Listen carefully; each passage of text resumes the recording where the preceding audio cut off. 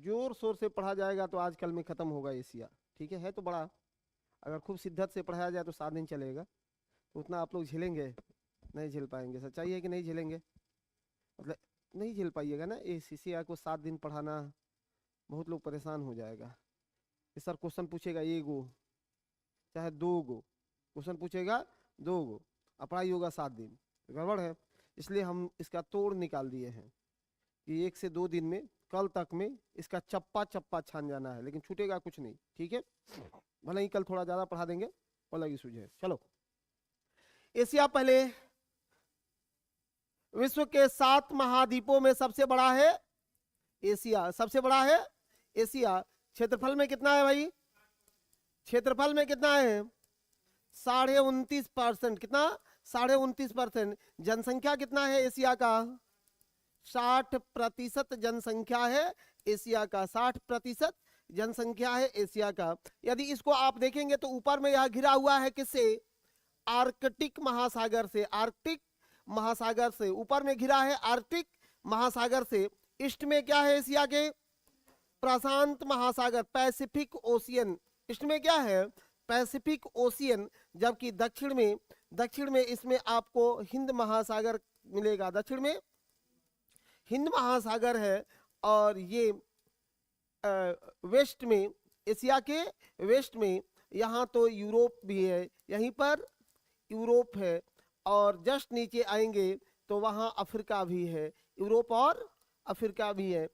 Asia का geographical location बस इतना ही है। ठीक है, अब एक तरफ से पढ़ना शुरू करेंगे भाई। मैप तो बहुत पहले आपको सिखा दिए हैं, direction north east south west. ये साउथ में इंडिया किधर है? इंडिया किधर है? एशिया के किधर है भाई? दक्षिण की तरफ है। हम लोग किधर है? साउथ ईस्ट में है। ऐसे गिनते हैं कि दक्षिण की तरफ है, लेकिन साउथ ईस्ट में थोड़ा सा हमारा लोकेशन है। तो साउथ के देशों ने south Asia association for regional cooperation बना लिया, सार्क। देखिए, लिए अपने अर्थव्यवस्था को मजबूत करने के लिए, एक दूसरे से संबंधों को दुरुस्त करने के लिए बनाया। पूरा नाम देखो, south Asia association for regional cooperation, SAARC. क्या बना लिया? सार्क। अच्छा, अब आएंगे बोर्ड पर। ये जो सार्क बनाया, इस सार्क में कितने देश? 8 गो देश है। सार्क में कितना देश? 8 गो देश है। सार्क का मुख्यालय कहाँ है भाई? सार्क का मुख्यालय। और सार्क का गठन कब हुआ था? 3 चीज फटाफट बता देना है कि भाई सार्क का गठन कब हुआ था। सार्क का गठन कब हुआ था सबको बताना है ना। और एटलस निकाल लीजिए, दुरुस्त रहेंगे एटलस निकाल करके, नहीं तो फिर मुश्किल हो जाएगा, हालात मुश्किल हो जाएंगे। ठीक है, हालात मुश्किल हो जाएगा।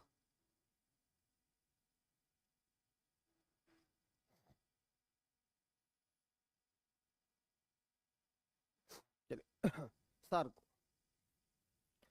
इस सार्क का स्थापना 1985। स्थापना हुआ कहां था? हाँ, स्थापना हुआ था बांग्लादेश के ढाका में। इसका मुख्यालय आपसे पूछा जाएगा कि सार्क का मुख्यालय कहाँ है, तो भाई सार्क का मुख्यालय है काठमांडू में। सार्क का मुख्यालय है काठमांडू में। सार्क का मुख्यालय है काठमांडू में। बस हो गया, बस इतनी सी बात थी। लेकिन अब इसके देश आपको याद करने हैं, देश आपको याद करना है। आ जाइए सार्क के लिए, सार्क के लिए तैयार रहो। ठीक है, 1 सेकंड में कैसे चीजें याद होंगे, नीचे देखिएगा फटाफट। ठीक है, शुरू करें। एक तरफ से पढ़ना शुरू करिएगा। 8 सदस्य है ना, मालदीव, इंडिया, पाकिस्तान, अफगानिस्तान। इधर वाला लाइन खत्म। सुनो, मालदीव, इंडिया, पाकिस्तान, अफगानिस्तान, याद है? ये लिखने में पड़ी हुई है, मैप नहीं है। मोबाइल में कैसे काम चलेगा? मालदीव, इंडिया, पाकिस्तान, अफगानिस्तान, चार उधर हुआ ना, चार इधर देख लेना है फटाफट। भूटान, नेपाल, भूटान, नेपाल, बांग्लादेश, श्रीलंका। भूटान, नेपाल, बांग्लादेश, श्रीलंका। भूटान, नेपाल, बांग्लादेश, श्रीलंका। तो हो गया, याद हुआ? सार्क में 8 देश हैं।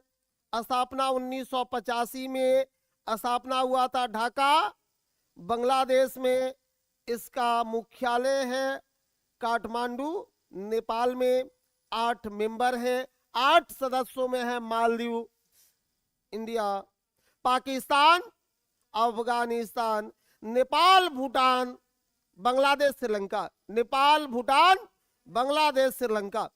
दिक्कत है? अब ये 8 गो का पोस्टमार्टम पहले हो जाए तब आगे बढ़ेंगे। हाँ, सुन लीजिए, कोशिश करना है कि सुन लें आप, ठीक है? समय नहीं मिलेगा तो हम लिख के आप लोगों तक पहुंचवा देंगे। मैंने कम भी लिखाएगा तो काम चलेगा। चलो, जिन लोगों के पास एटलस उपलब्ध है भाई, उसमें देखना मालदीव का एटलस होगा, मालदीव लिखा होगा। सब लोग देखिए अपने एटलस में मालदीव लिखा होगा, दिखा मालदीव। मालदीव भी पहले अंग्रेजों का गुलाम था। यहाँ ब्रिटिश औपनिवेश थे मालदीव में, अंग्रेजी हुकूमत थी मालदीव में। 1968 में मालदीव ने अपनी स्वतंत्रता प्राप्त की अंग्रेजों से। अब मालदीव एक द्वीपीय देश है, मालदीव द्वीपीय देश है, मालदीव द्वीपीय देश है। द्वीप समझते हैं ना, आइलैंड क्या? हाँ, चारों तरफ से पानी से घिरा हुआ आइलैंड, अ कंटिनेंट।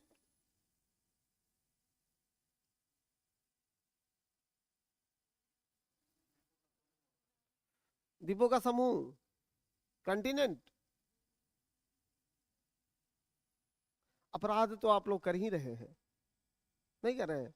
इसको बहुत बाहर पढ़ाए हैं कि देखो, छोट होगा तो आइलैंड, बड़ा होगा तो कंटिनेंट।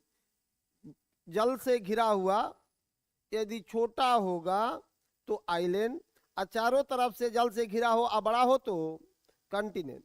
और जल से 3 ओर से घिरा हो और छोटा हो, छोटा हो तो नहीं, द्वीप तो बोलते हैं चारों ओर से घिरा ना। और जो छोटा हो उसको अंतरीप, जो छोटा हो उसको अंतरीप, और जो बड़ा हो उसको प्रायद्वीप, जो बड़ा है उसको प्रायद्वीप। ठीक है थे? छोटा वाला अंतरीप और बड़ा वाला प्रायद्वीप। अंतरिप जैसे उत्माशा अंतरिप, केप ऑफ गुड होप, ठीक है? ये स्मॉल स्ट्रक्चर, या देखो अंग्रेजी में बोल देते हैं, ये स्मॉल स्ट्रक्चर है जो कि 3 ओर से जल से घिरा है, 3 ओर से जल से घिरा हो। जब ये स्मॉल हो तो इसको अंतरिप बोलते हैं, जैसे उत्माशा अंतरिप, केप ऑफ गुड होप, नाम सुने हैं? Cape of good hope. अब वो केप ऑफ गुड होप क्या है? अंतरिप है। जबकि इंडिया के आप साउथ इंडिया को देखोगे तो ये क्या है भैया? ए पेनिनसुलर, या इसी को क्या बोलते हैं? प्रायद्वीप। इसी को प्रायद्वीप। जब 3 ओर से घिरा हुआ बड़ा सा हो तो प्रायद्वीप, और छोटा हो तो अंतरिप। चलिए, मालदीव सबको दी गया। मालदीव स्वतंत्र कब हुआ था? 1968 में। किससे आजाद हुआ था? अंग्रेज से। अब ये तो द्वीपीय देश है तो यहाँ कृषि ज्यादा नहीं है, क्षेत्रफल भी सबसे छोटा, दक्षिणी एशियाई देशों में सबसे छोटका देश है मालदीव। राजधानी कहाँ? माले। राजधानी माले, राजधानी माले। पूछा जाएगा कि मालदीव की अर्थव्यवस्था टिकी हुई है किस पर? पर्यटन पर। मालदीव की अर्थव्यवस्था इकोनॉमिकल डिपेंडेंसी है, कहाँ? टूरिस्ट पर डिपेंडेंसी है। मालदीव की अर्थव्यवस्था टूरिस्ट पर डिपेंड है। इसलिए देखिएगा आप, मालदीव जो यहाँ इंडियन ओशियन में एक द्वीपीय देश है, इसकी अर्थव्यवस्था टूरिस्ट पर है। राजधानी कहाँ है? माले। वहाँ के सबसे खूबसूरत क्या है, यहाँ की बस्तियां बनाई गई है, ठीक है, ऐसे यही मालदीव के द्वीप। यहाँ पर टूरिस्टों के लिए सारी व्यवस्थाएं उपलब्ध है, मतलब दुनिया में कोई सुख सुविधा नहीं हो जो इंसान के मन में उसकी भावनाएं आए और मालदीव में न मिले, ये असंभव है।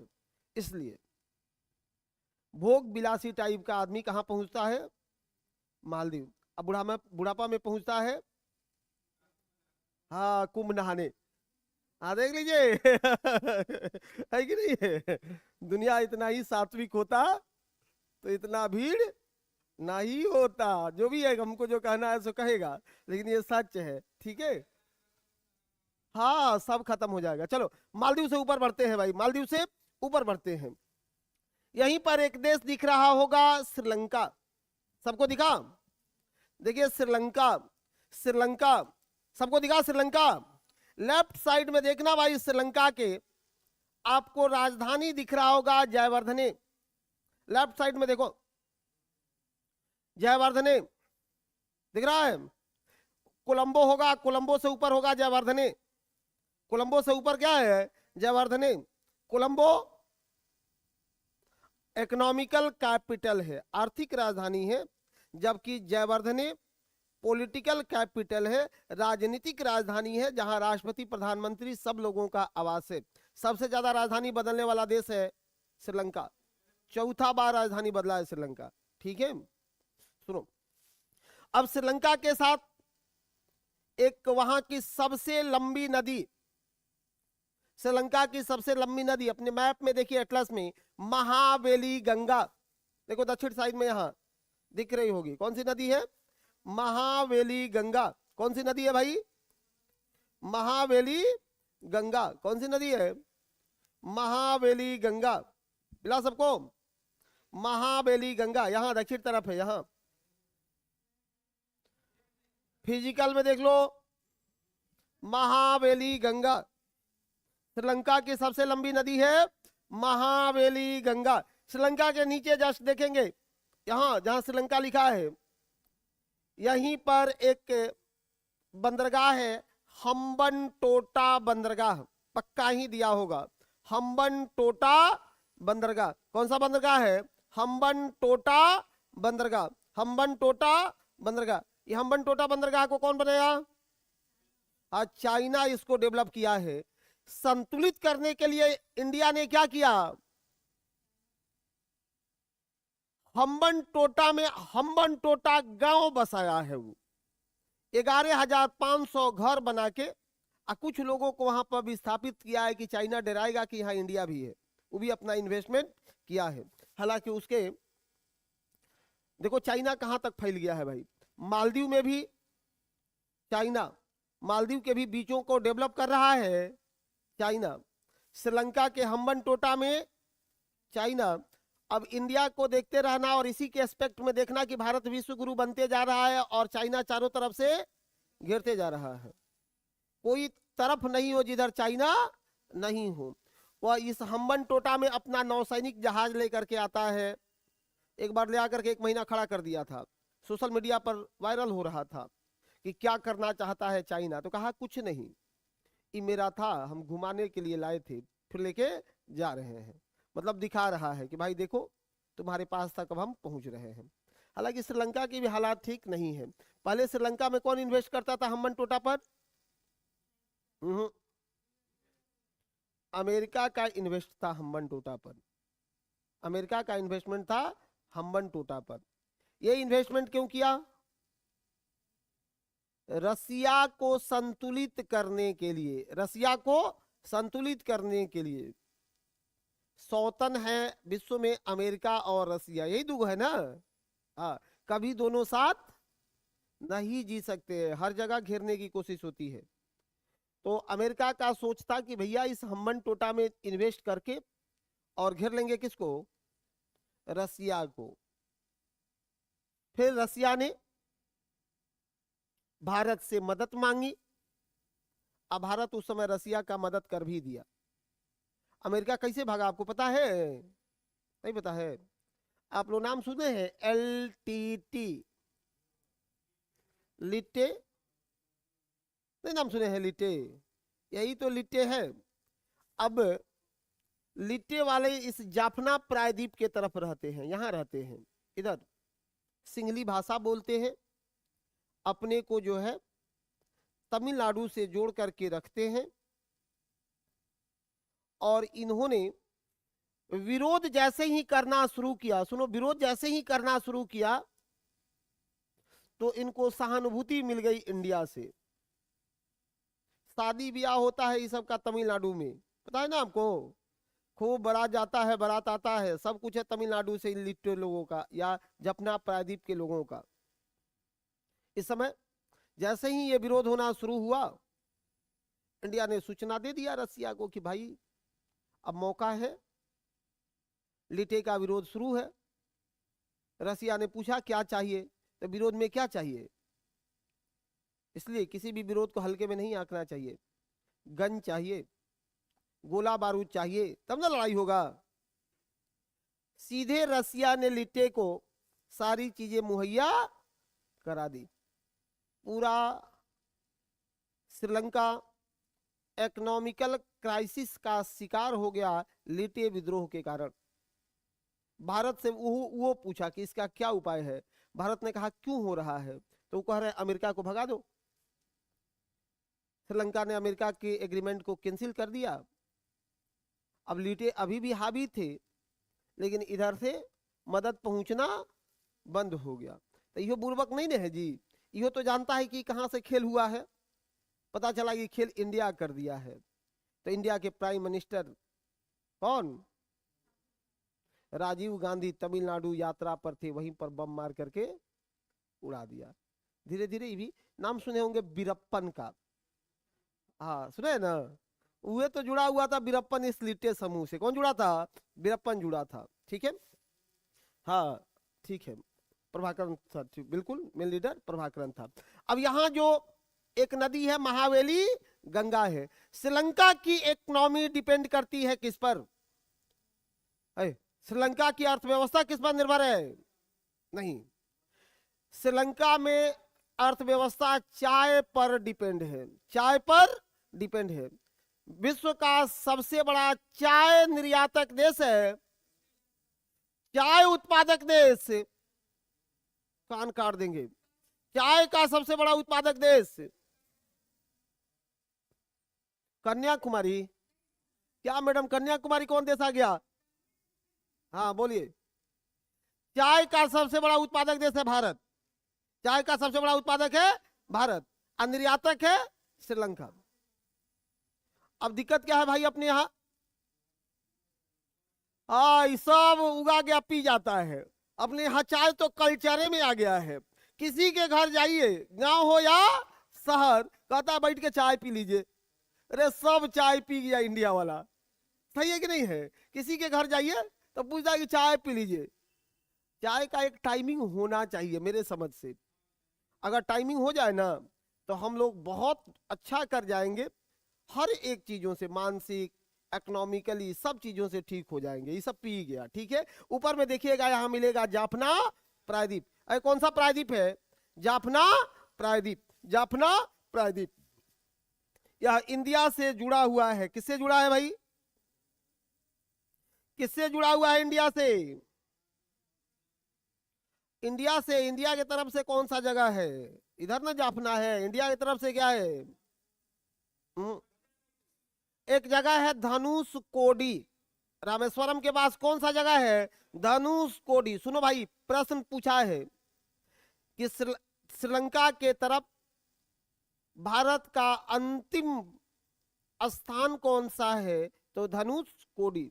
एक और क्वेश्चन पूछेगा कि राम सेतु शुरू कहां से होता है, धनुषकोडी से। कहां से शुरू होता है, धनुषकोडी से। धनुषकोडी से ये श्रीलंका को जोड़ता है, इसी को बोलते हैं क्या, राम सेतु। या इस्लाम धर्म में, ईसाई धर्म में बोला जाता है आदम का पुल। इस्लाम धर्म में मान्यता है कि आदम और हवा हुआ करते थे, तो वहां पर उन लोगों ने कोई गलतियां करी तो फिर उनको भेज दिया गया यहाँ पर। उनकी अलग मैथोलॉजी है, हिंदू धर्म का अलग है कि राम जी गए वहां आ गए, ठीक है। रावण का देश श्रीलंका। क्या बात है, चलो ठीक है, अब इतना समय भी नहीं मिलेगा, आगे बढ़ते चलेंगे। नदी है कौन सा यहाँ का? महावेली गंगा। इधर आओ, ऊपर आओ। यहाँ एक देश सबको दिख रहा होगा, क्या नाम है इसका? पाकिस्तान। कौन सा देश है? पाकिस्तान। मैप सब लोग निकाल लेना, मैप सब लोग निकाल लीजिएगा आपने। हाँ, कौन सी कच्चा? नहीं, यहां मन्नार के खाड़ी से निकाला जाता है मोती, और इसलिए इसको कहा जाता है पूरब का मोती। इसी को कहते हैं पूरब का मोती। मन्नार के खाड़ी को कहते हैं पूरब का मोती। निकाला जाता है यहाँ मोती। मोती किससे निकलता है? सीप से। मोती कहाँ से निकलता है? सीप से। देखे हैं मोती कभी? हाँ, उसको निकाला जाता है सीप से। सीप क्या है? एक समुद्री जीव है, समुद्री जीव है, और उसी से निकाला जाता है मोती। उसी से निकाला जाता है भाई मोती। हाँ, सब्सिडी भी मिल रहा है, क्या बात है। अब मोती उत्पादन का काम भी किया जा सकता है। खाली सब्सिडी पर काम होगा जी, कोई ऐसा काम नहीं है जो बिना सब्सिडी के किया जाए। कोई ऐसा काम नहीं है जो बिना सब्सिडी के किया जाए। बहुत काम है, सही बात है। हम लोगों को कौन सब्सिडी मिलता है भाई? काम कर रहे हैं कि नहीं कर रहे हैं? हम लोगों को सब्सिडी मिलता है? नहीं मिलता है। चलो, ये पाकिस्तान, पाकिस्तान कब स्वतंत्र हुआ? हाँ, हम ही लोगों के साथ, लेकिन एक दिन पहले स्वतंत्र कर दिया गया, 14 अगस्त 1947 को। 14 अगस्त 1947 को। 14 अगस्त 1947 को। कल एक क्वेश्चन यूट्यूब पर भी पढ़ा रहे थे, लेकिन वहां नहीं पढ़ाते हैं ज्यादा, भाग जाएगा लड़का सब, कि लॉर्ड माउंटबेटन का सबसे, सुनो, लॉर्ड माउंटबेटन का सबसे विवादास्पद काम क्या माना जाता है? कल वहीं से क्लास शुरू हुआ था, नहीं हुआ था जी? नहीं, ये विभाजन को भी हम लोग उसका सबसे ज्यादा आलोचना वाला काम नहीं मानते हैं। उसका विरोध नहीं हुआ था, वो विवादास्पद नहीं है, विभाजन तो होना था।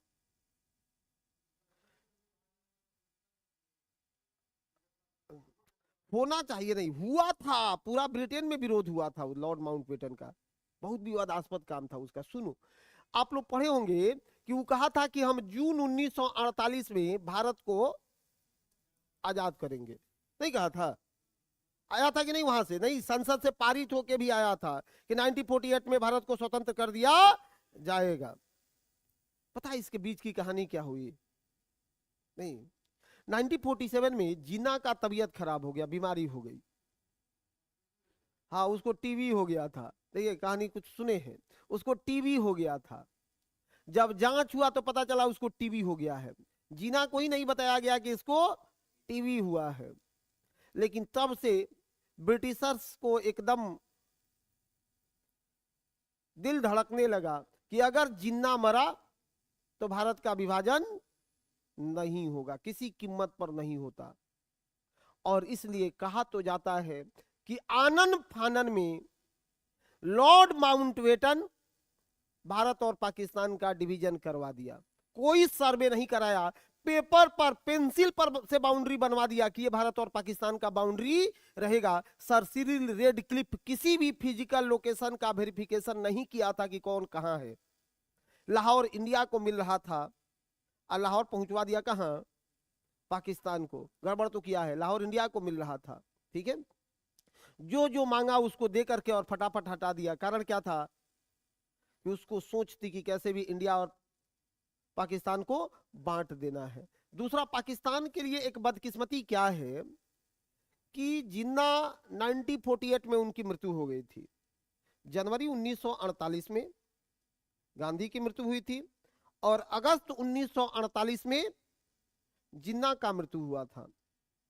और ये सच है कि यदि जिन्ना जिंदा होते, जिन्ना के देखरेख में पाकिस्तान का संविधान बना होता ना, तो पाकिस्तान इतना खराब नहीं होता, इतना खराब नहीं होता जितना अभी है। अभी वाले के तहत जितना आलोचना किया जाए उतना कम है। और उस संविधान से पाकिस्तान का विभाजन भी फिर से नहीं होता।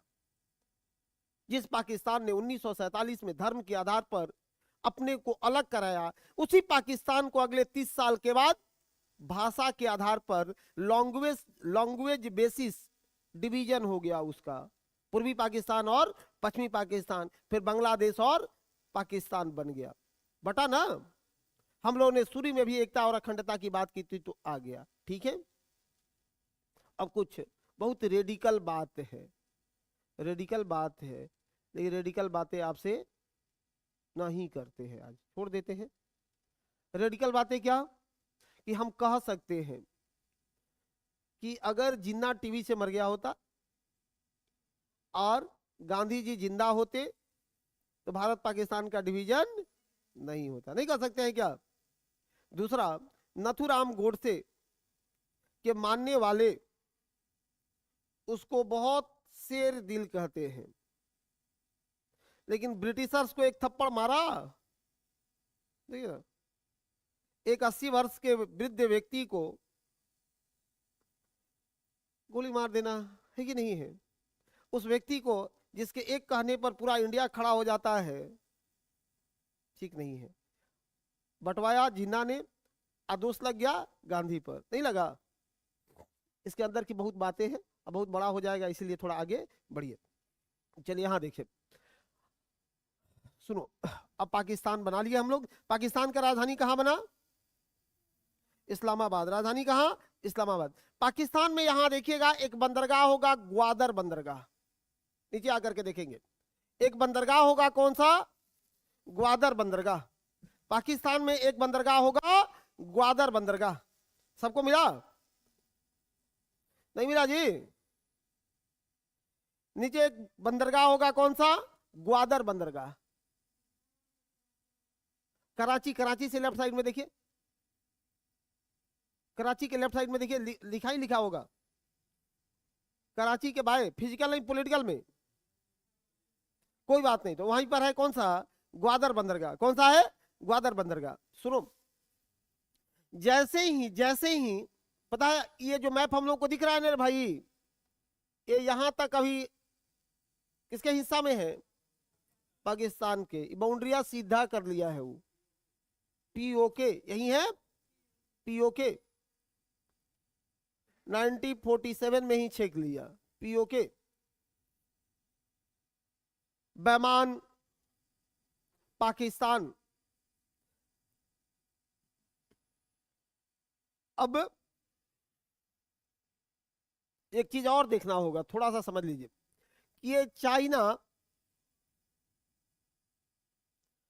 जो सबसे ज्यादा इधर एशियाई देशों में, अभी विकसित देशों में, मतलब उत्पादन के दृष्टि से समृद्ध हो रहा है, इसका सारा उत्पादन इधर के प्रांतों में होता है। इधर के ही प्रांतों में सब उत्पादन करना है। रुको समझा देते हैं थोड़ा सा, सब इधर ही करता है, ठीक है। और यहां से या अपने किसी भी वस्तु का एक्सपोर्ट करेगा तो यहां से सिंगापुर होकर के, ऐसे यही जगह है, यहां से निकाल करके और यहां जिधर भेजना होगा उधर भेजेगा। यही रूट है ना, यहां से उत्पादन करेगा और यहां से ऐसे निकाल करके और यहां भेजेगा। कैसे? तो इधर कैसे जाता है? इधर से हम इंडिया के तरफ से आने ही नहीं देंगे। हमसे दुश्मनी करिएगा, लड़ाई करिएगा, मेरे ही जमीन में जइबो करिएगा, हम जाने देंगे? नहीं जाने देंगे। अपना रास्ता बंद कर देंगे, बांस बांध देंगे कि नहीं जाने देंगे तुमको। होता है कि नहीं गांव में? तो अक्सर होता है गांव में कि गांव में झगड़ा हुआ, कल होकर के बांस बांध देते हैं। वो भी छोटका छोटका बच्चा सबको वहां ड्यूटी भी लगा देते हैं कि अगर जाए तो दौड़ के आ जाना, फिर मारेंगे 4 लाठी। हाँ होता है जी, छोटका बच्चा सब वही पूछे क्या कर रहा है रे, पापा बोले हैं कि देखते रहिए, अगर वो आ जाएगा तो दौड़ के आना। तो ये तो है। अब ये इतना लॉन्ग रूट से जा रहा था, उसको डर था कि अगर कहीं भी इधर लंद फंद हम इंडिया के साथ किए तो घिर करके मालदीव में दुरुस्त कर देगा, श्रीलंका से आगे बढ़ेंगे यहां दुरुस्त कर देगा, अपने जहाज वहाज को फिट कर देगा पकड़ करके, हमेशा दिक्कत था इंडिया के साथ, कभी भी वो किसी प्रकार का गुस्ताखी नहीं करता था। लेकिन लेकिन अब ये पाकिस्तान अपने ग्वादर बंदरगाह को डेवलप करने के लिए इससे बतियाया कि सुनो, हम चाहते हैं कि तुम भी इंडिया के बराबर डेवलप कर जाओ, अब पैसा हम देते हैं। गांव में ऐसे ना चढ़ाता है कि पैसा हम देते हैं, अब तुम अपना डेवलपिंग का काम करो, मेरा पैसा है। जिसके पास नहीं रहता है वो कहता है कि कैसे लौटाएंगे, तो कहता है जब होगा तो लौटाना, नहीं होगा तो तुम्हारे बाल बच्चे लौटाएंगे, लेकिन तुम दुरुस्त हो जाओ ना। अब भले ही साल भर के बाद वो कहता है कि अब अपना खेत खड़ारी हमको लिख दो, अभी भी कहता है सब। तो इसने कहा कि ठीक है बनवा लीजिए, तो बोला कि यहां से हमको रास्ता दे दो। यहीं से एक रास्ता गुजरा है, कौन सा? Pakistan China corridor, economical corridor, Pakistan China economical corridor, Gwadar बंदरगाह से लेकर के और ये चीन में पीओके होकर के ये जाता है, पीओके होकर के जाता है। ठीक है, सुनो थोड़ी सी और बातें। अब इसको रास्ता मिल गया यहां से आने के लिए सीधे। अब इधर इंडिया से इसको कोई मतलब है नहीं, धीरे धीरे इंडिया को घेर दिया है। समय आ गया 1962 का, तब तक ये सब दुरुस्त कर लिया था। 1962 में अटैक करके खूब हुमचा दिया इंडिया को। वो दिन हमको याद है, मैंने पढ़ के याद है, ऐसा नहीं कि देखे हैं। ठीक है, हाँ नहीं पढ़ के याद है, लेकिन पढ़े हैं, इतनी इमोशनली पढ़े हैं कि लगता है कि कभी पढ़ाएंगे जब चाइना को तो बताएंगे भाई एक तरफा मारा था हम लोगों को। हमारे नेहरू जी कह रहे थे कि हम युद्ध नहीं चाहते हैं, हमारे सैनिकों ने हाथ खड़ा किया कि युद्ध नहीं चाहते हैं, लेकिन उन्होंने कहा कि मारेंगे। एक तरफा मारा था, हम लोग कोई जवाब नहीं दिए थे। ठीक है, बात करेंगे जब चीन पढ़ेंगे तो। एशिया को जब आपने डिमांड किया कि अच्छा से पढ़ाना है तो अच्छा से पढ़ा ही देंगे। ठीक है, चलो सुनो, आओ आगे बढ़ो, रुको। अब पाकिस्तान में आ जाना, पाकिस्तान को 2 सेकंड बात करेंगे। यहां है ग्वादर, और ग्वादर के बगल में एक और बंदरगाह है, कौन सा? कराची। भारत ने अब इस ग्वादर बंदरगाह को संतुलित करने के लिए इस ईरान में एक बंदरगाह को डेवलप किया है, कौन सा? चाबहार बंदरगाह, चाबहार बंदरगाह, चाबहार बंदरगाह। कौन सा बंदरगाह? चाबहार बंदरगाह को भारत ने भी डेवलप कर दिया है चीन को संतुलित करने के लिए। ठीक है, यहां एक प्रांत है उसका, अगर आप में मैप में होगा तो देख लेना, फटाफट देख लेना। यहां उसके एक प्रांत है, कौन सा प्रांत है? यहीं पर बलूचिस्तान दिख रहा है क्या? यहीं पर एक प्रांत है, कौन सा? बलूचिस्तान दिख रहा है? बलूचिस्तान, जहां ग्वादर बंदरगाह है वहां कौन सा प्रांत है? बलूचिस्तान है। बलूचिस्तान के बगल में यहां सिंध दिख रहा होगा, बलूचिस्तान के बगल में सिंध है। ठीक है, कितना प्यार से गाते हैं, जनगण मन अधिनायक जया है, भारत भाग्य विधाता, पंजाब सिंध गुजरात मराठा द्रविड़ उत्कल बंगा। तो मिल गया, पंजाब सिंध गुजरात मराठा द्रविड़ तमिलनाडु, उत्कल उड़ीसा, बंग हिमालय। पता है राष्ट्रगान ऐसे ही नहीं है, पूरा भारत को समेटे हुए है। ठीक है, अब कहिएगा सिंध तो अभी उसी के यहाँ है सर, निश्चित रूप से सिंध के बिना थोड़ा अधूरा है। रुको, अब ये बलूचिस्तानियों ने चाइना का विरोध करना शुरू किया, पता है आपको? अब देखिएगा, एक बार भी किसी पाकिस्तानी नेता के तरफ से बयान जल्दी नहीं आता है, हम तो नहीं सुनते हैं कि जम्मू कश्मीर हमारा है। अब नहीं बोलता है सब, क्यों नहीं बोलता है?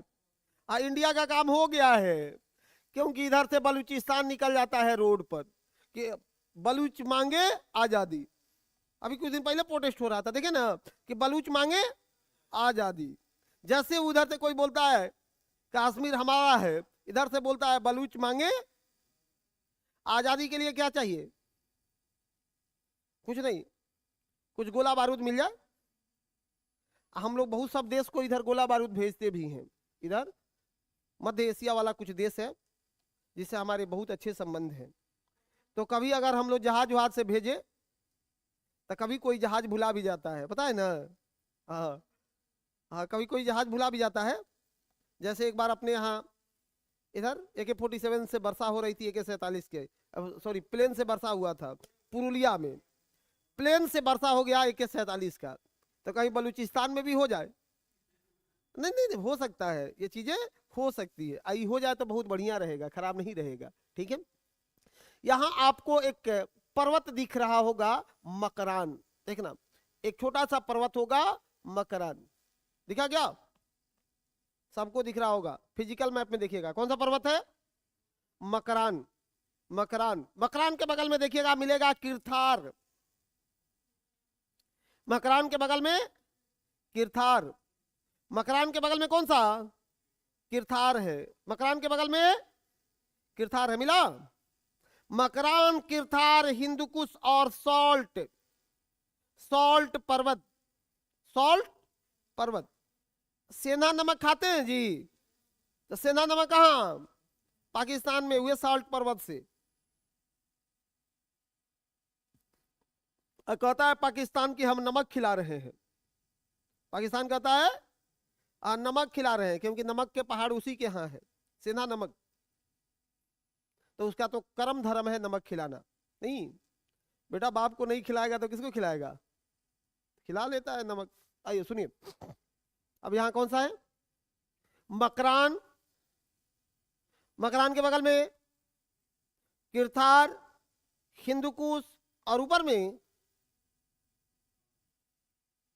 नहीं है, मोबाइल नहीं है।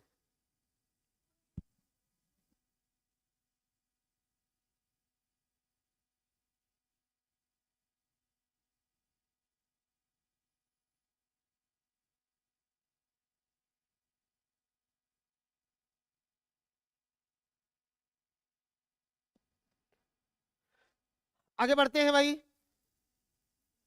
यहां आपको एक दर्रा दिख रहा होगा, खैबर दर्रा। कौन सा दर्रा है ऊपर? खैबर दर्रा। उस पासेज को भी देख लीजिएगा, खैबर दर्रा। खैबर दर्रा जोड़ता है पेशावर को ले जाकर के किससे? काबुल से। पेशावर को काबुल से, पेशावर को काबुल से। यहाँ है इस्लामाबाद, उसके नीचे है लाहौर, उसके नीचे है लाहौर, उसके नीचे कौन है? लाहौर है, उसके नीचे लाहौर है। देखिए, उसके नीचे लाहौर है, उसके नीचे लाहौर है। कैसा देश है? तो धर्मतंत्रात्मक देश है पाकिस्तान। क्या कहेंगे? धर्मतंत्रात्मक देश है पाकिस्तान। धर्म ऊपर, संविधान नीचे वाला देश है पाकिस्तान। इसलिए जिसको जो मन करता है जब कर लेता है।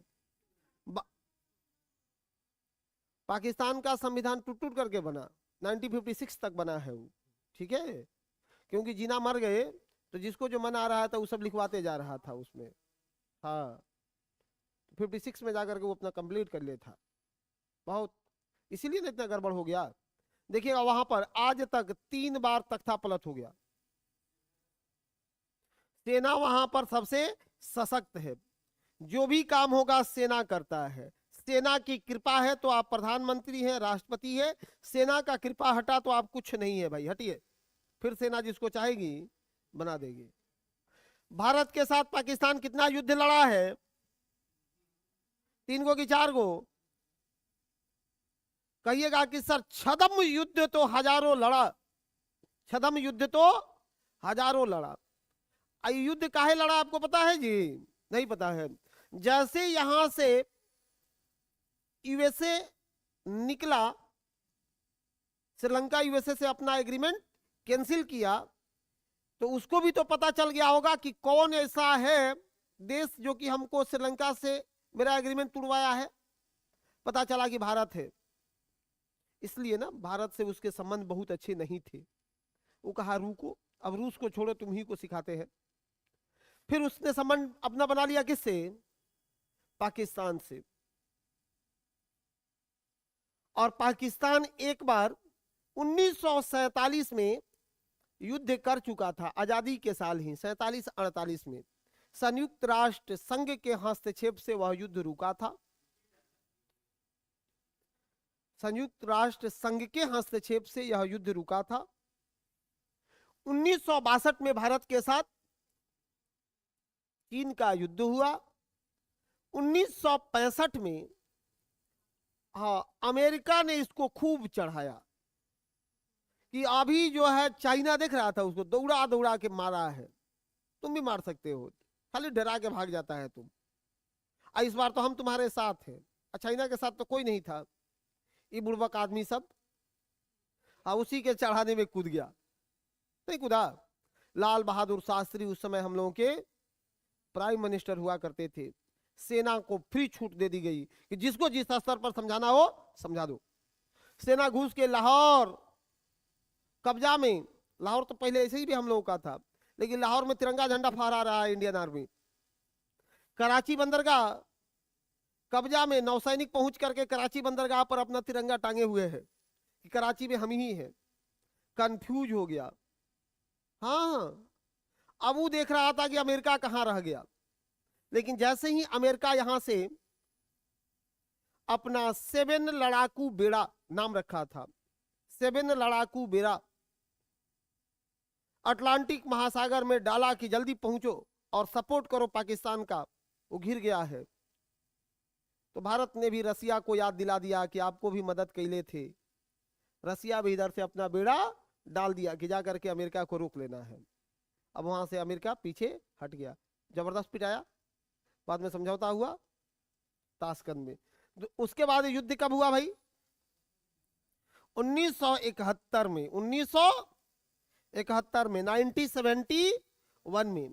ये 1971 का जो वार है वो वार भी गलतफहमी में लड़ गया, गलतफहमी में लड़ा था।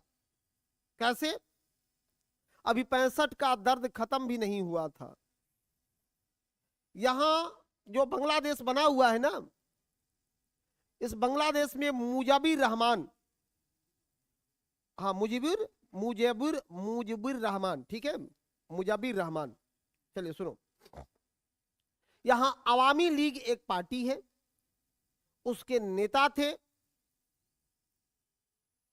और उस साल जो इलेक्शन हुआ था लोकसभा का प्रधानमंत्री बनने वाला, तो इनके अवामी लीग को समर्थन मिल गया। लेकिन ये कहा कि वो हो, ये वाला प्रधानमंत्री कैसे बन के आके लाहौर में, इस्लामाबाद में बैठ सकता है। इनको सेना ने बंदी बना लिया, कहा कि तुमको नहीं बनने देंगे। फिर वहीं पर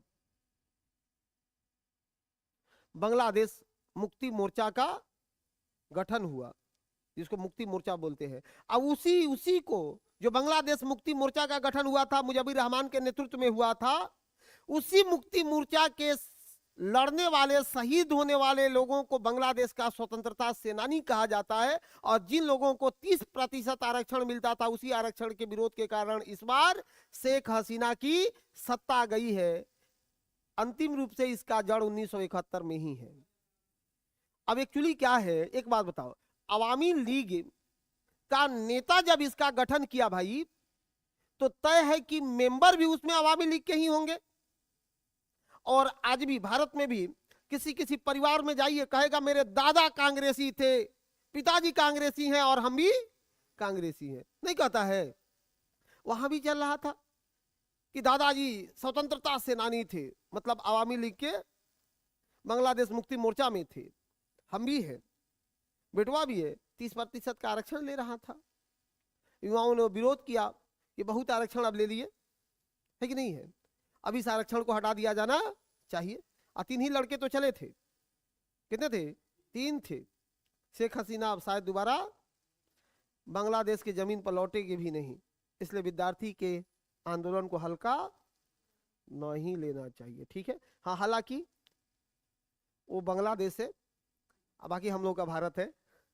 हाँ, ये बात मत सोचिएगा। कुछ आदमी सोच रहा था कि यहाँ भी है क्या सर, नहीं, रुकिए, आगे थोड़ा सा और कंटिन्यू करें इसको। तो ये 1971 का वार में पाकिस्तान ने गलती कर दिया। कैसे गलती कर दिया? अब ये 1971 नहीं, ये 1970 के नवंबर दिसंबर में, 1971 के मार्च में, 1971 के मार्च महीना में ये इधर से अपना फाइटर जेट उड़ा के और जम्मू कश्मीर के ऊपर जो है उड़ा रहा था।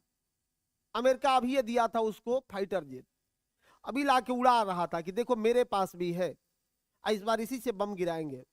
उसको ये समझ नहीं था कि भारत की प्रधानमंत्री इस बार आयरन लेडी है, इंदिरा गांधी है, जो करती बाद में थी, करती पहले थी, सोचती हाँ बाद में। गजब, सैल्यूट है। शायद वैसा क्विक डिसीजन वाला प्राइम मिनिस्टर नहीं मिलेगा।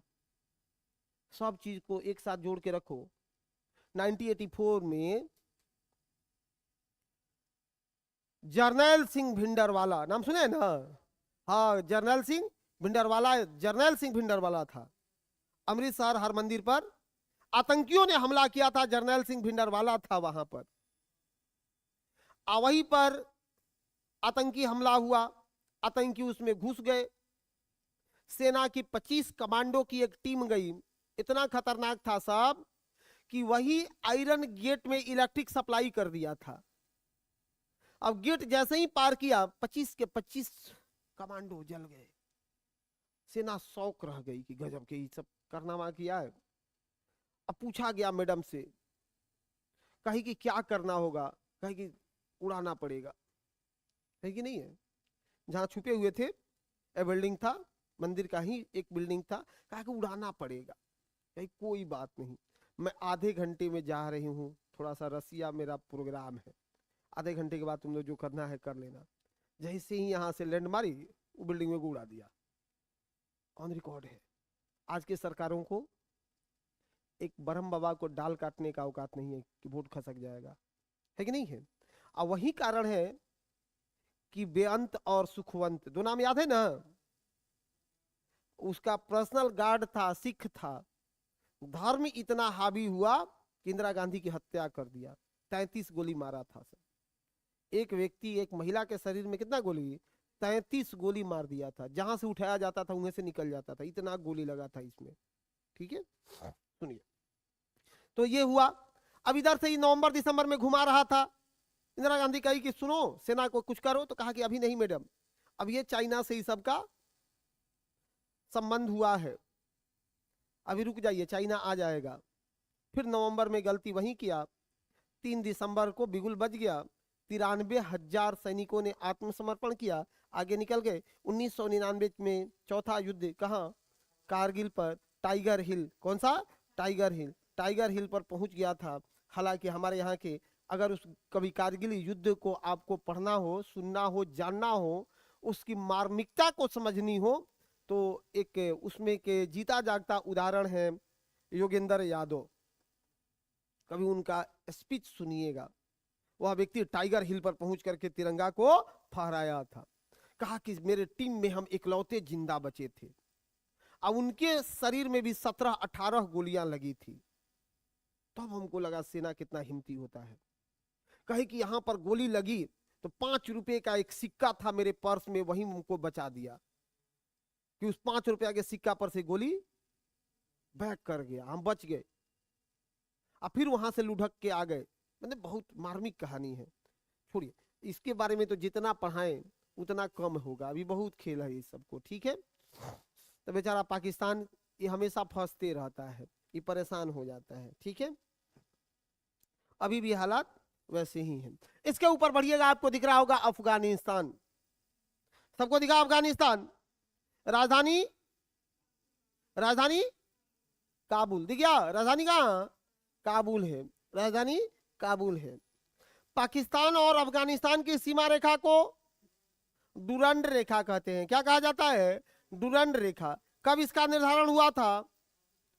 1893 में। कब?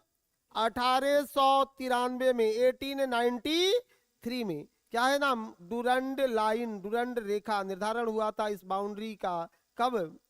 1893 में। डुरंड नाम के व्यक्ति द्वारा किया गया, इसीलिए इसका नाम पड़ा डुरंड रेखा। डुरंड रेखा, डुरंड रेखा। ठीक है, अच्छा सुनो,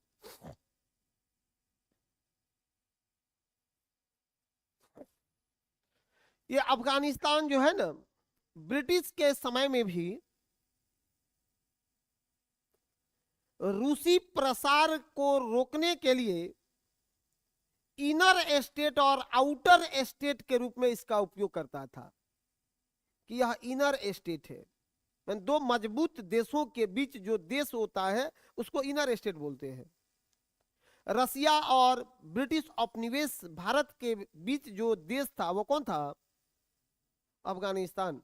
ब्रिटेन बहुत बार यहां पर चाहा कि हम इसको अपने हिस्से में रखें, लेकिन अंततः नहीं रख पाया था। एक बार याद है प्रथम आंग्ल अफगान युद्ध कब हुआ था? हाँ, कब हुआ था?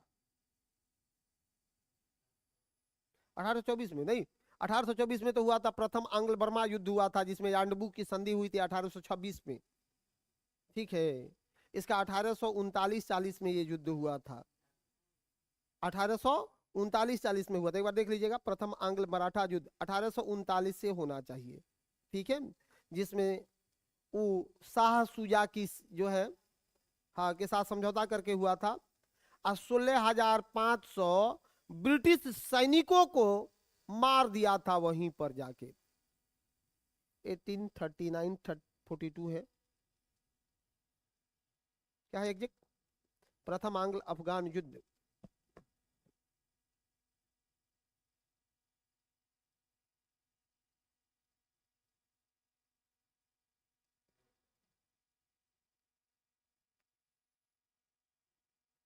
नहीं हुआ अफगान युद्ध? हाँ, 39-42 है ना। हम लोग हल्के में लेते हैं हमको, और हमको याद है था 39-42 ही सही था। ठीक है, कोई बात नहीं। हम्म, अच्छी बात है। 1839-42 किसके समय में है? एलन ब्रो। सुनो, एलन ब्रो उस समय कहाँ आया था मैडम? एलन ब्रो तो 42 से 44 से ऑकलैंड था उस समय।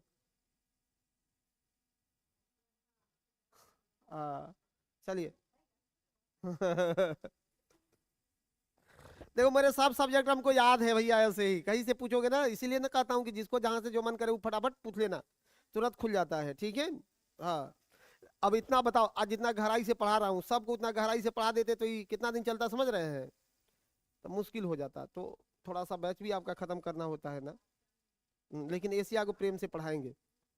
सुनो, रू को अभी तो बिम्स्टेक छुटिए रहा है, बिम्स्टेक को भी ले आके इसी में जोड़ना है। अब ये अफगानिस्तान, अफगानिस्तान भी जो है कहा जाता है इसको साम्राज्यों का यहां पर आत्मदाह होता है अफगानिस्तान में। जिसने भी अफगानिस्तान पर चाहा अपने को उसके अंदर में रखने का, उसे हार के जाना पड़ा। सबसे पहले अफगानिस्तान में रसिया आया था, अपने कंट्रोल में लिया, वो भी चला गया। बाद में अमेरिका आया था, हफीज सईद की वहां पर सरकार बनवाई थी अमेरिका ने। हफीज सईद वहां के राष्ट्रपति बने थे। और बाद में तालिबानियों के चलते अफगानिस्तान में एक बार और अव्यवस्था, अशांति, आतंकवाद पनपा।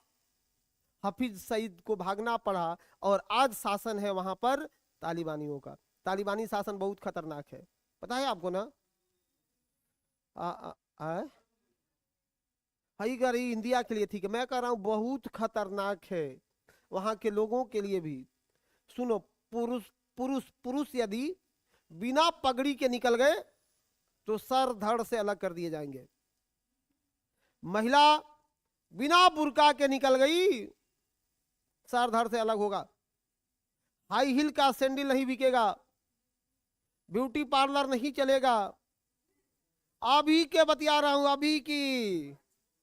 ब्यूटी पार्लर नहीं चलेगा, महिलाएं हाई हिल का सैंडल नहीं पहन सकती है। इसी को बोलते हैं तालिबानी फरमान, क्योंकि यह इस्लाम में प्रतिबंधित है। कंप्लीट धर्म के आधार पर संचालित होने वाला देश है। इसीलिए सुनो, इसीलिए बहुत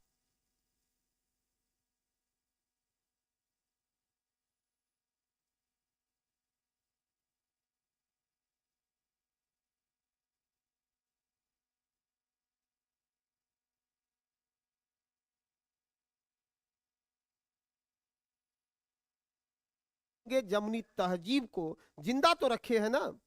कितना मजा आया था उस दिन भी जब पाकिस्तान के आतंकियों को ताज पैलेस में मारा गया और मुस्लिमों ने निकल करके अपने दरगाह के सामने दरवाजे को बंद कर दिया कि नापाक इरादे वाले लोगों के लिए हमारा दरगाह नहीं है, बंद रहेगा। मजा आ गया, वाह, यह है भारतीय जमी की खुशबू। 1965 पाकिस्तान बढ़ते जा रहा था। अब्दुल हमीद 6 टैंक को उड़ा दिए पैदल दौड़ के, गोला फेंक के। इंडिया घुसेगा, है कि नहीं है? ये सब बहुत अच्छी कहानी है। अब सुनो, अफगानिस्तान की बातें बस यही है। अफगानिस्तान में आपको मिलेगा राजधानी क्या? काबुल। कौन सा राजधानी है? काबुल। राजधानी है काबुल, राजधानी है काबुल। सबसे बड़ी बुद्ध की मूर्ति अफगानिस्तान में ही सबसे बड़ी, जी हाँ, बुद्ध प्रतिमा वहीं पर है। बुद्ध प्रतिमा भी सबसे बड़ी वहीं पर है। गजनी वही का था, अभी भी गजनी प्रदेश से वहां पर अफगानिस्तान का ही था गजनी। ठीक है, इधर आ जाओ, बोर्ड पर हते निकल के आते हैं नेपाल में। कहाँ आते हैं? नेपाल में, नेपाल में। ठीक है, हिमालय के गोद में बसा हुआ राष्ट्र नेपाल। फटाफट देखना, हिमालय के गोद में बसा हुआ देश नेपाल। राजधानी काठमांडू, राजधानी काठमांडू, राजधानी है काठमांडू। उसकी स्थिति क्या है कि वह उत्पादन के दृष्टिकोण से नगण्य है, शून्य जैसी स्थिति में है और डिपेंडेंट है भारत और चीन पर। इनर स्टेट है, हिमालय के ऊंची पर्वत श्रेणियां उसके पास पाई जाती है। तराई का मैदान है जो उपजाऊ मैदान है, धान की खेती के लिए अनुकूल जलवायुविक स्थिति पाई जाती है। क्लाइमेट स्टेटस जो है वो धान की खेती के लिए ठीक ठाक है नेपाल के तराई क्षेत्रों में। तराई क्षेत्र उत्पादन क्षेत्र होता है, तराई एक उपजाऊ क्षेत्र होता है, तराई एक उपजाऊ क्षेत्र होता है। ठीक है, नेपाल के साथ भारत की सीमा कितना किलोमीटर? भारत के साथ सीमा 1751 किलोमीटर, भूटान 699। नेपाल के साथ 1751 किलोमीटर। नेपाल के साथ भारत की सीमा कितना? 1751 किलोमीटर। किस किस राज्य के साथ सीमा साझा करता है भाई? इंडिया में भी पढ़ाए थे, इंडियन ज्योग्राफी में भी पढ़ाए थे। उत्तराखंड, उत्तर प्रदेश, बिहार और सिक्किम, पश्चिम बंगाल। बिहार, सिक्किम, पश्चिम बंगाल, या बिहार, पश्चिम बंगाल, सिक्किम। एक तरफ याद रखना है, बिहार, पश्चिम बंगाल और सिक्किम। बिहार, पश्चिम बंगाल और सिक्किम। ठीक है, बिहार, पश्चिम बंगाल और सिक्किम। कोई दिक्कत है? नहीं है। इसके बाद आप बढ़ेंगे भूटान। भूटान छोटा सा एक देश दिख रहा होगा जो सार्क का मेंबर है। वह सार्क का मेंबर कौन है? भूटान। सार्क का मेंबर ही भूटान। दिक्कत है? अभी से पूछ रहे हैं एटलस कहाँ हो? एटलस कहाँ है? किन लेंगे?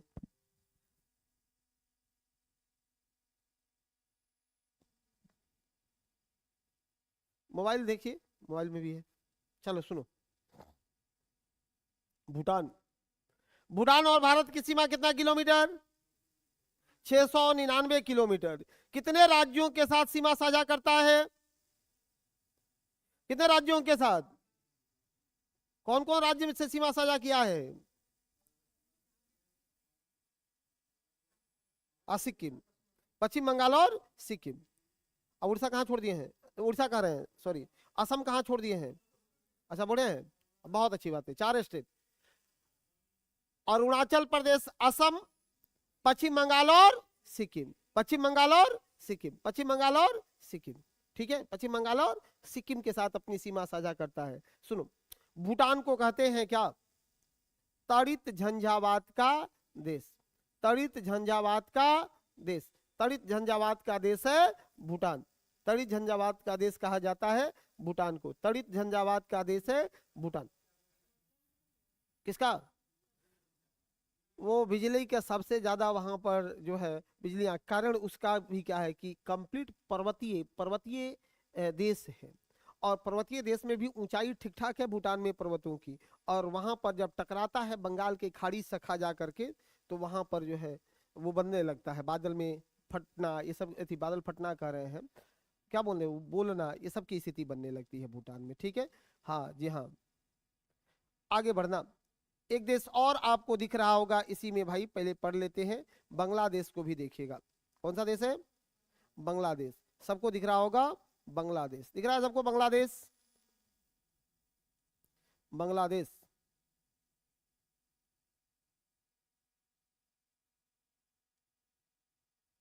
बांग्लादेश।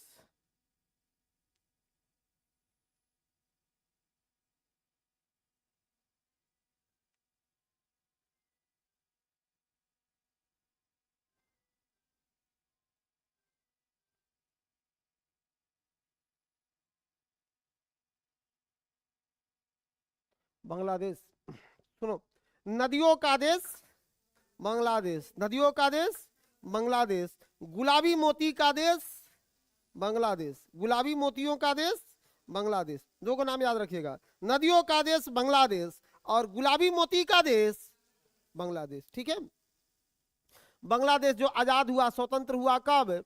16 दिसंबर 1971 को भारत के सहयोग से बांग्लादेश का जन्म हुआ। ठीक है, हाँ, भारत के सहयोग से बांग्लादेश का जन्म हुआ, पैदा ही लिया था हम लोग के सहयोग से, इसलिए गद्दारी नहीं करता है बांग्लादेश। ठीक है, वो समझता है। सुनो, हाँ रुकिए, अब आओ बांग्लादेश के अंदर में प्रवेश करते हैं भाई, बांग्लादेश के अंदर में प्रवेश करना कि सर बांग्लादेश किस लिए प्रसिद्ध है? जूट उत्पादन के लिए प्रसिद्ध है। बांग्लादेश फेमस है किस लिए? जूट प्रोडक्शन के लिए फेमस है, जूट उत्पादन के लिए फेमस है। सर्वाधिक जूट का उत्पादन बांग्लादेश में ही होता, हालांकि जूट में सबसे नंबर 1 पर कौन है? अपना भारत है, उसके बाद हाँ बांग्लादेश ही है, सबसे ज्यादा बांग्लादेश है ना। हाँ, दूसरा नंबर पर भारत है। नहीं, हाँ लेकिन वो बट गया, बंद भी हो गया। अपने यहाँ नंबर 1 पर पश्चिम बंगाल और दूसरे नंबर पर बिहार है। विश्व में सबसे ज्यादा किसका है? बांग्लादेश का है। विश्व में सबसे ज्यादा किसका है? बांग्लादेश का है। विश्व में सबसे ज्यादा बांग्लादेश का है, बांग्लादेश। देखिएगा, अब बांग्लादेश के साथ हमारे और कौन कौन से संबंध है जो बेहतर है भाई? बांग्लादेश के साथ और कौन कौन से संबंध है जो बेहतर है? थोड़ी सी 2-3 बातों को लिख लेना है, देख लेना है उसी में। यहाँ मिलते हैं क्या, एक चीज के लिए और फेमस है, कॉक्स बाजार। हाँ, कॉक्स बाजार के लिए विश्व का सबसे बड़ा पुलिन मिलता है वहां पर, कालीन के क्षेत्रों के लिए भी फेमस है बंगाल। बात करते हैं, रुको। ये बांग्लादेश, एक चीज और, जहां पर ज्वारीय वन पाए जाते हैं, मैग्रो वन, सी फॉरेस्ट, सागरीय वन। नाम क्या है? नाम क्या है? हाँ, सुंदरबन डेल्टा, सुंदरबन डेल्टा। नाम क्या है? सुंदरबन डेल्टा, नाम है सुंदरबन डेल्टा, सुंदरबन डेल्टा। लेकिन लेकिन भारत, रुको, भारत सुंदरबन डेल्टा को क्या कहता है कि गंगा जमुना की डेल्टा, सॉरी, गंगा और ब्रह्मपुत्र की डेल्टा है सुंदरबन डेल्टा। गंगा और ब्रह्मपुत्र की जो डेल्टा है उसी को कहते हैं सुंदरबन डेल्टा। बांग्लादेश में बच्चों को पढ़ाया जाता है कि नहीं बच्चों, ये गंगा ब्रह्मपुत्र की डेल्टा नहीं है, मेघना की डेल्टा है सुंदरबन डेल्टा।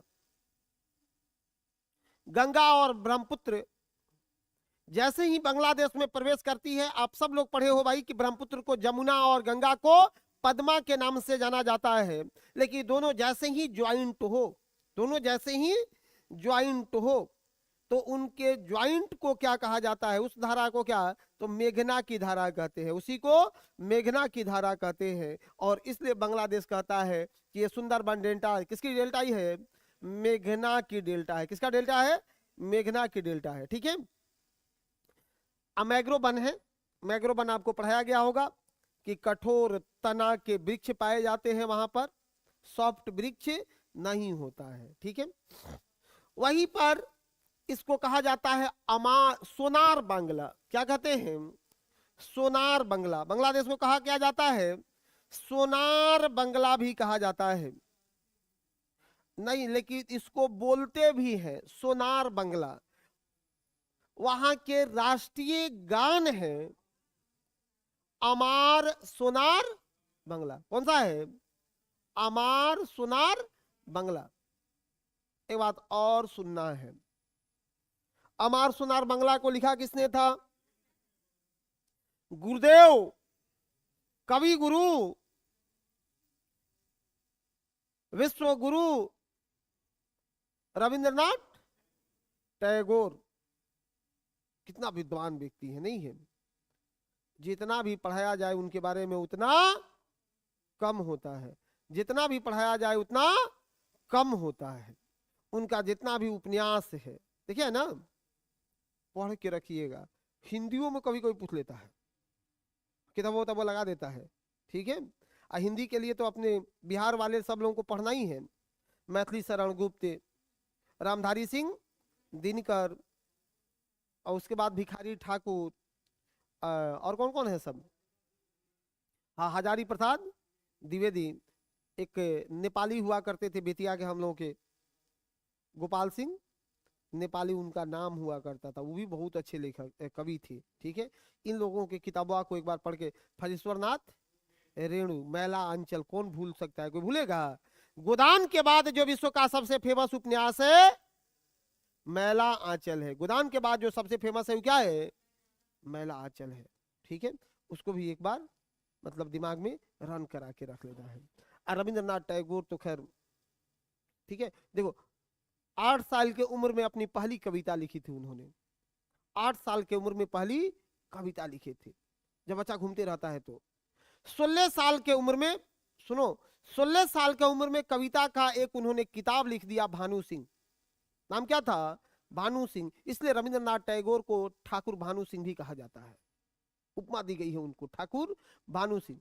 उसी भानु सिंह किताबों के कारण दिया जाता है। स्कूल नहीं जाते थे वो, इस स्कूल व्यवस्था का विरोध करते थे, इसीलिए शांति निकेतन की स्थापना किए, जिसको बाद में विश्व भारती विश्वविद्यालय का नाम दे दिया गया। शांति निकेतन की स्थापना करी थी उन्होंने ही, ठीक है। एक दो बातें और फटाफट उसी में ऐड करना। रविन्द्रनाथ टैगोर विश्व के पहले ऐसा व्यक्ति मैं मानता हूं जिन्होंने एक नहीं 2-2 देश का राष्ट्रगान लिखे और तीसरे देश के राष्ट्रगान को ड्राफ्ट करके दे दिया, जिसका उनका शिष्य वहां गया है श्रीलंका का, उसको भी लिखे यही है, प्रमाणित हो चुका है। तो क्या कहेंगे कि सर 3 देश का राष्ट्रगान लिख दिए रविंद्रनाथ टैगोर। भारत के लिए जनगणा मन को लिखा, बांग्लादेश के लिए अमार सोनार बंगला, और श्रीलंका के लिए लिखा था सिंगली भाषा में नमो नमो श्रीलंका। आज भी बजता होगा नमो नमो श्रीलंका, यही उसको ड्राफ्ट के लिए थे। हाँ, बजता है कि नहीं बजता है? हाँ, बजता है भाई, ठीक है। चलो सुनो, तो ये बांग्लादेश है, जूट वगैरह के लिए ज्यादा फेमस है। इसमें एक समूह मिलेगा आपको, बिम्स्टेक। कौन सा समूह है भाई? बिम्स्टेक। इसमें एक समूह मिलेगा, बिम्स्टेक। बिम्स्टेक की स्थापना कब हुआ था? 1997 में, 1997 में।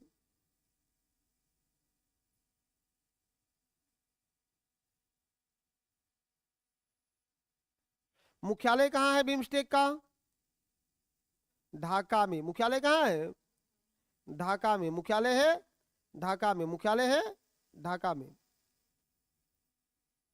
कितने मेंबर है? मेंबर 7 हैं। बिम्स्टेक में कितने हो गए हैं?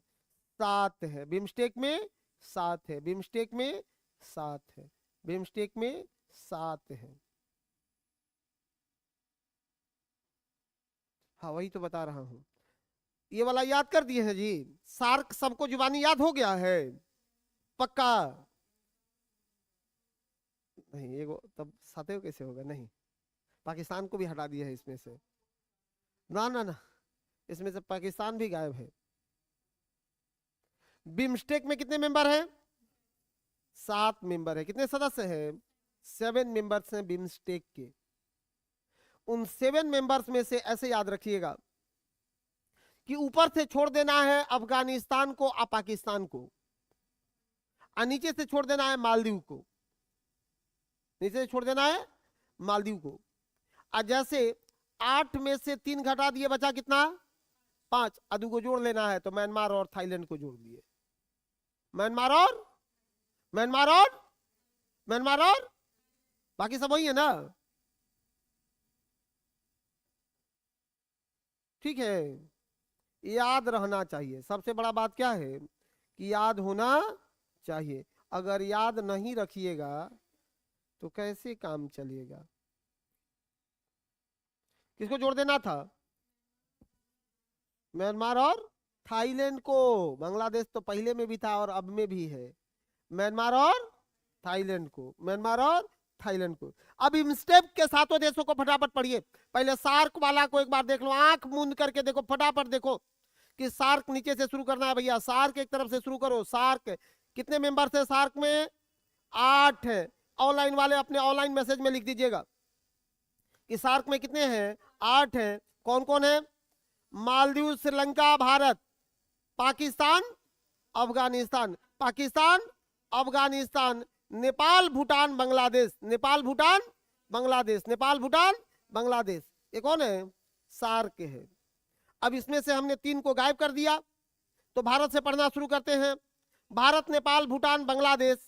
भारत, नेपाल, भूटान, बांग्लादेश। भारत, नेपाल, भूटान, बांग्लादेश, श्रीलंका, मालदीव और म्यांमार।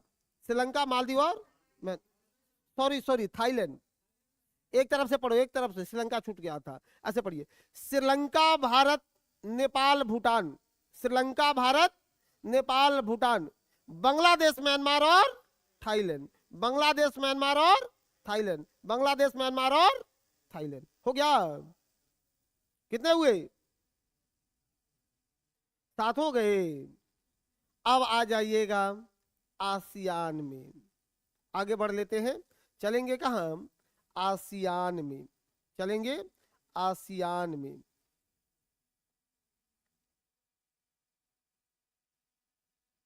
दक्षिण एशिया,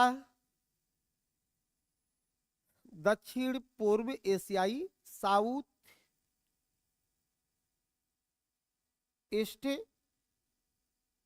एशियाई राष्ट्रों का संगठन। स्थापना कब हुआ था आसियान का? आसियान का स्थापना कहाँ हुआ था, कब हुआ था? 1967 बैंकॉक, थाईलैंड में। कहाँ हुआ था? बैंकॉक, थाईलैंड में। स्थापना हुआ था बैंकॉक, थाईलैंड में। थाईलैंड के बैंकॉक में। हाँ, स्थापना हुआ था बैंकॉक में। ठीक है, सुनिए, कौन कौन सा देश शामिल है? कौन कौन सा देश शामिल है? फटाफट एक तरफ से पढ़ना शुरू कर लेना है। एक तरफ से पढ़ना शुरू करिए। कौन दिख रहा है?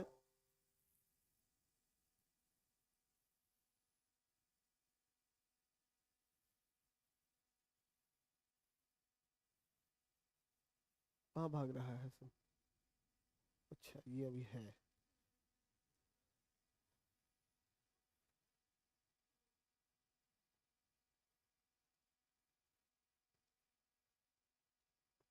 अभी एचडी सब बनवाते हैं आज। ठीक है,